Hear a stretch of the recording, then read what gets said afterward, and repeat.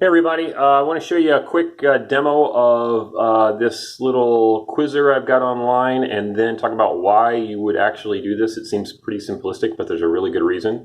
So I'm just going to start the start game, and you'll see a timer and an expression, negative 10 plus 9, which I happen to know is negative 1, and then 6 plus 1 is 7, and I'm not going to do this whole thing. Let's say I type in the wrong thing there. Say I type in 5.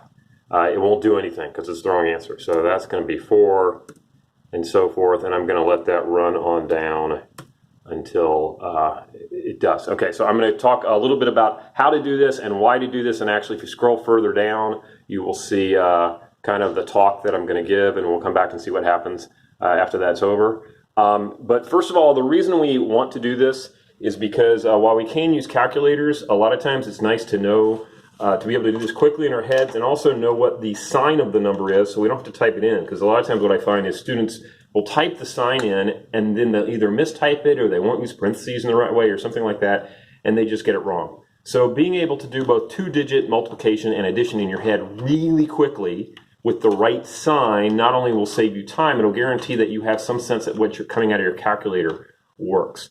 The other reason, even though this seems simplistic, there's an analogy on here about sports, and basketball is the easiest shot, and that's what the pros do anytime they come in warm up, or even more basic is dribbling, and that's the other thing the pros do. If you ever watch Steph Curry do his ultimate dribble warm up, because these are basic skills, and the better and faster we can do them, it'll just make things easier for us. It doesn't mean we can't be a decent mathematician not knowing our small number facts, but it just makes everything a lot easier. Okay, so just real quickly, 2 plus 3, obviously it's 5, and I can count it up on my fingers if I need to, but we don't want to have to count it up on our fingers, which I see people doing occasionally.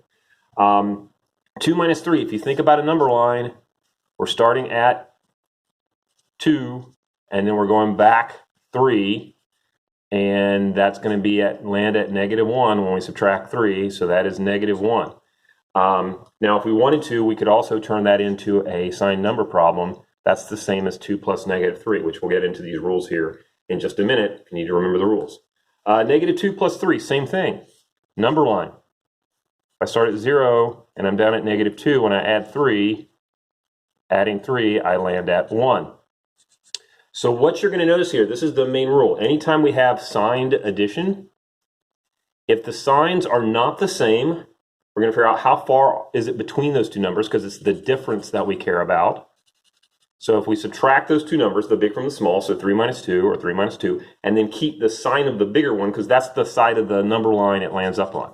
Negative 3 was bigger, so it wins the tug of war. Positive 3 was bigger, it ends the tug of war. It ends up on that side of 0. So our basic rule is if the signs are different, we subtract them, small from the big, and then say, okay, it's going to be negative or positive based on which one was bigger to start with. So I got 2 plus negative 3, so same thing. This is the same problem here. So we know, oh, sign of the bigger, 3 minus 2, it's going to be a negative 1. All right, if they're both the same signs, well, this is like I lost $2, I lost $3, so that's I lost $5. So when they're both the same sign, just like up here, these were both positive, even though I didn't write the sign up there. This is, I got $2, I got $3, I got $5. We can say plus if we want to there. We don't normally write it in. So we basically have two rules here. If the signs are, you've got two numbers, the signs are the same, we add them together and keep the sign of what we're adding together. If our signs are different, we subtract them and then keep the sign of the bigger one, because that's the side of 0 that we ended up on after we found the difference of those two numbers. Finally, for subtraction, we could come up with a whole bunch of rules, but there'd be a bunch of them. It's just easier to turn a subtraction problem into an addition problem. So negative 2 minus 3, that is the same as negative 2. I'm still subtracting from negative 2, but this is like, well, I'm subtracting a negative. That's really like I'm adding. So whatever that is, it becomes the opposite. So the second number, I can change that minus to add the opposite. So it's plus a plus 3. In the same way up here, I said that 2 minus 3 is the same as a 2 plus a negative 3. It's just easier to turn everything into an addition problem and then use our rules for sign numbers, which once again is same sign, add them together, add the digits together, keep that sign.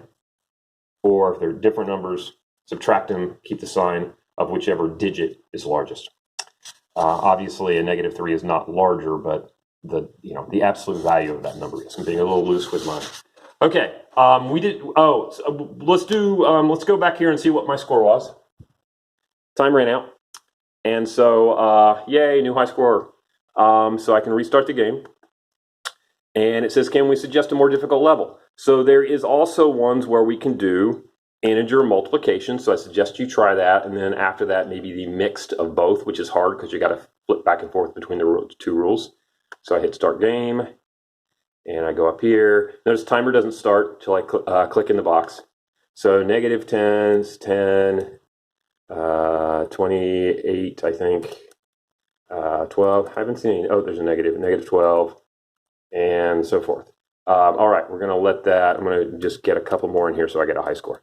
-12. I think that'll be a new high score. Okay, so let me just show you what these rules are. These are the rules most people don't forget. It's the addition rules that are a little harder because there's more to think about. 4 times 5 obviously is 20. 4 sets of 5. This is like 4 sets of -5, or I lost $5 4 times. So that would be a -20. And this is like, it's 4 sets of -5, but it's a negative set, which means, oh, well, that kind of cancels each other. It becomes a +20. So most people usually remember this rule, positive times a positive is a positive times a negative is a negative. Doesn't matter where the negative is, and a negative times a negative is a positive. Most people remember those rules. Now the question is, what happens if there's 3 of them? And this is really, it's very, very important in your calculator, because if I've got a long list, I really don't want to do this. Oh, notice I did 3 different ways.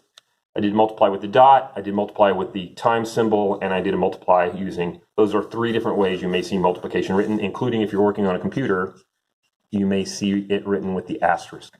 Computer scientists, this is what we use because X is not a symbol that works in computer science language. So that's also one you might see. If I was going to put this in my calculator, if I needed to, let's pretend the numbers were bigger.